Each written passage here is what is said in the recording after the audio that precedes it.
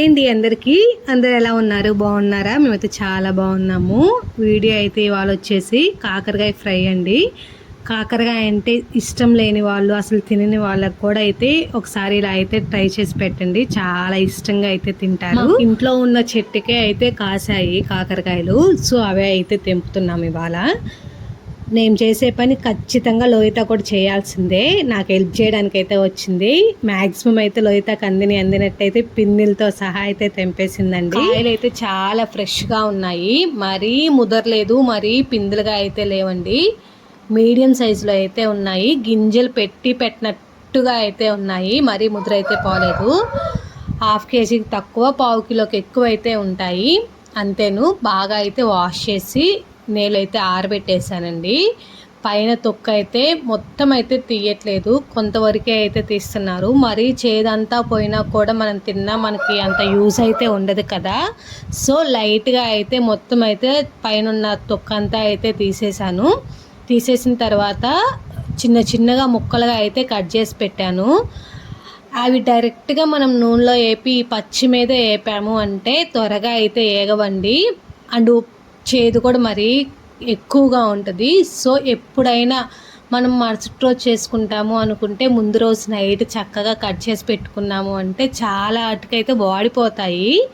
వాడిపోవడంతో నూనెలో వేయగానే చాలా చక్కగా అయితే ఫ్రై అయిపోతాయండి. సో నూనె తక్కువ పట్టిద్ది, గ్యాస్ తక్కువ పట్టిద్ది, మనం టైం కూడా అయితే తక్కువతో ఫ్రై అంతా అయిపోతుందండి. ఈ చిట్కా అయితే ఫాలో అవ్వండి. చాలామంది ఉప్పేసి పసుపేసి మొత్తం పిండేసి రసం అంతా పాడేసి అలా ఫ్రై చేస్తారు.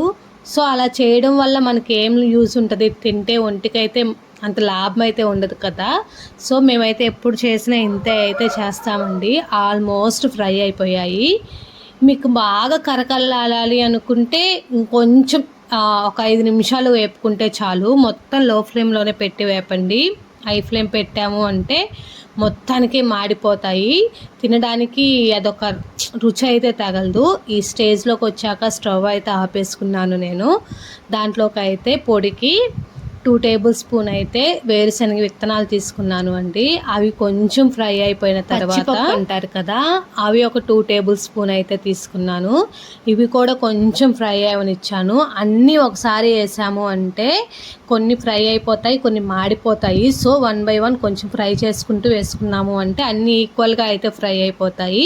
నెక్స్ట్ ఇంకొక టేబుల్ స్పూన్ అయితే మినప్పప్పు వేసాను, అవే గుండ్లు. ఇంకో 2 టేబుల్ స్పూన్ అయితే ధనియాలు అండ్ జీలకర్ర కూడా అయితే వేసేసానండి.